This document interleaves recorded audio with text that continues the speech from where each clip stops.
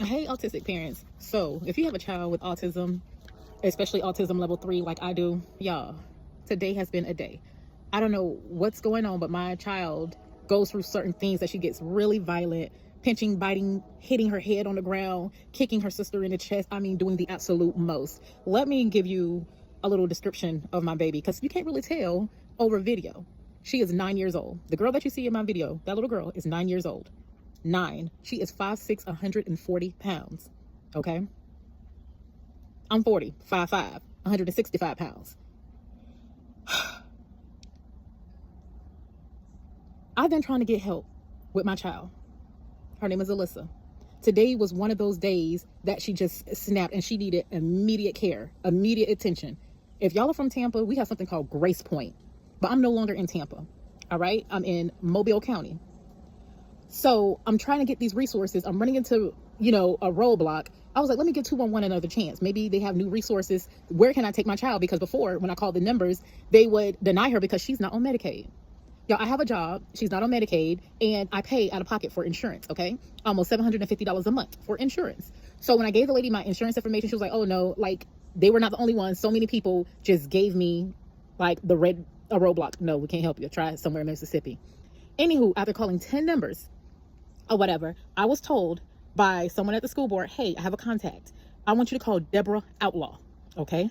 And her number is 251-662-8054, all right? They are from the AltPointe, whatever you call it, all right? So when I called, I left a message and she called me back. And I told her what was going on with my daughter. And she was like, hold on. And then when she came back to the phone, she said, I have you on speakerphone. This is Nicolette, all right? Y'all, just to give you a backstory, I was already overwhelmed. I couldn't find my keys. So much was going on with my Alyssa that it's time to go pick up my youngest daughter. So I'm running to the bus stop out of breath talking to them. All right. The lady was rude. This is a picture of Nicolette. She was rude. She made me feel like not even a human. Okay. I'm on the phone. I'm basically crying. Y'all, I had snot booger tears, crying, bawling my eyes out, trying to get help for my child, advocating for my child. You know what I mean? And this lady was so nasty, y'all. I never experienced this level of nasty in my life. Why are you calling? What do you need from us? Hey, I was told to call this number. You're like the 10th person I called, but they told me to call, and and Deborah put you on speakerphone. I told her what was going on with my child because she needed immediate attention. Oh, you need to go see her pediatrician. I have. She's already been to her pediatrician in August, but her pediatrician, her normal doctor, I can't even think of the word. She's not in control of the medication that she takes because a regular doctor cannot prescribe most of the meds that Alyssa is on, her specialist. And so I'm like, she has a standing appointment every 2 to 3 weeks. I was explaining it. And she was like, well, you need to go see them. She already has an appointment. Like, she has a standing appointment. I've been trying to get help, behavioral health. I've been like, I just been trying to get help for my child. That's all I was doing. And when she go through these certain crises, when she want to harm herself and harm other people, and when I say harm herself, I really mean harm herself and other people. Okay? I was trying to get immediate assistance. Like, where I'm from, you're going to get that assistance real quick. All right? But the lady was like, she was just so nasty. And so once she was finished talking, she was like, I'm going to send you these resources. In my head, I'm like, I probably already have those resources. I was like, oh, can you text it to me? Because that's what everybody was doing today. They was just texting me resources or whatever. She was like, well, I'm on an office phone. I can't text it to you. Fine. She said she was going to email it to me. Y'all know I ain't get an email from the heifer. Not one email. The lady was, when a child is in trouble, all right, they done received their third strike. That's how she was talking to me. You need to send her to the pediatrician. You need to do this. You need to do that. I've done that. And at this point, I'm like, what do I need to do to help my child? That's all I was trying to do, y'all, help my child. And so when she was done with that, I was like, Miss Deborah Outlaw, I thank you for trying to help me. But as you know, I received this number for somebody else. You told me to call in 15 minutes. I did not know another person was going to come on the phone, this, that, and the other. And I don't appreciate the way she spoke to me. I felt less than, and I don't appreciate it. And I said, may I please have her supervisor's number or whoever is over her? Well, Nicolette is over the whole entire building.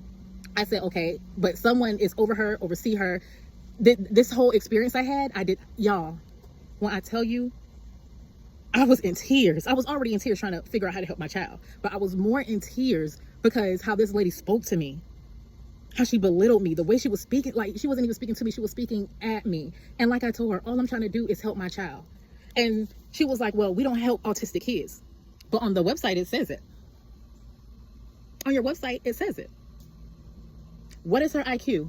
I don't know. I didn't have the IEP in front of me, y'all. And I was like, just to give you, she's 9 years old and can't even write her name. Like, she is autistic. Like, I know all autistic children are not the same. Some know how to write their names, some know schoolwork. My baby don't.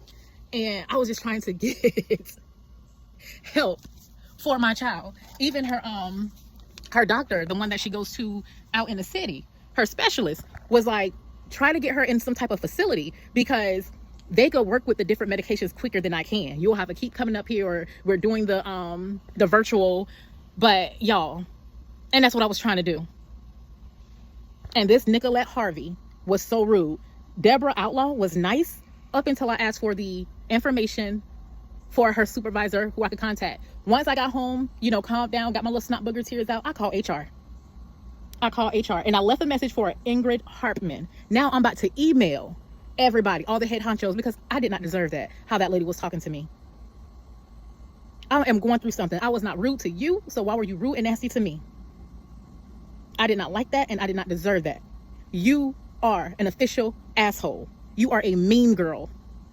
And you do not deserve the position that you're in. Because if an overwhelmed parent or caregiver is trying to seek services and help, and they're reaching out to you, and you being nasty, that makes people not even want to reach out anymore. No, I'm not a mom that's on welfare. No, I don't get food stamps. No, I don't get Medicaid. I get none of that stuff.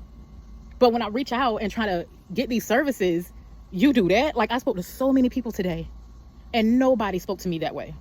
Nobody. Like, y'all don't understand. I spoke to so many people today trying to get me in the right direction. Y'all, that lady was a complete ass. And it's so sick how people could be in a position where she is. Like, you don't need a person in that position that acts like her. She is nasty. That is a nasty piece of work. She was nasty. And y'all, usually I record my calls, not because to catch somebody in the lie or to like do anything like bad or whatever. I usually record the calls because, baby, I have my hands full. A lot of times I forget things, okay? I'll forget, like, dang, what did that lady tell me? Because I'm in the midst of trying to, you know, get my girls together. All right. And then also to help somebody else out, like, hey, if you need this resource, this is blah, blah, blah, blah, A, B, C, D, E, F, G. And autism, we all learning. We all trying to learn. We all trying to figure this out. But to have an evil heifer, a mean heifer like you, Miss Nicolette Harvey, that was so uncalled for. It was so uncalled for. You are the donkey of the day. You are the asshole of the day. Yeah, y'all. I hope none of y'all have to experience what I experienced today. I hope none of y'all, it was so much. It was so, whoa, I'm still blowed. Here it is, me trying to get the help for my child. And you treat me that way. You need to take her to her pediatrician. You need to take her to her doctor. When they have an increase of medicine, then if her behavior get worse, this, that, and the other, her behavior been that way. You know what I mean, y'all? But how about being a little more compassionate? Hey, what did her pediatrician say? What did her specialist say? You know, try to figure out what's going on. This is the wrong number. What did she say? This is not the right number. What do you want from us? And so the lady who gave me her phone number, I believe she works at the school board or whatever. I had to call her back and say, baby, I give up. I felt so low. I felt so low the way she was talking to me. The lady from the school board, I think her name was Goodwin or something like that. Goodman, it's written down somewhere. But I had to call her back. Like, look, this is how they treated me. Y'all, they treated me like a bald-head stepchild. Wow. Yeah. So, I don't know, y'all. I know this was a long video, but all I was trying to do was get help for my child. And I wish, when I did call, when I was supposed to call, it went to voicemail. But the lady called me back, Deborah Outlaw, and it just, after she put me on hold, it just went south. It went south. But emails will be, I'm going to be sending emails, y'all, because this is just unacceptable. This is just unacceptable. It's crazy. And then she was like, what you need is a Medicaid waiver. Y'all, I applied for that Medicaid waiver in 2024.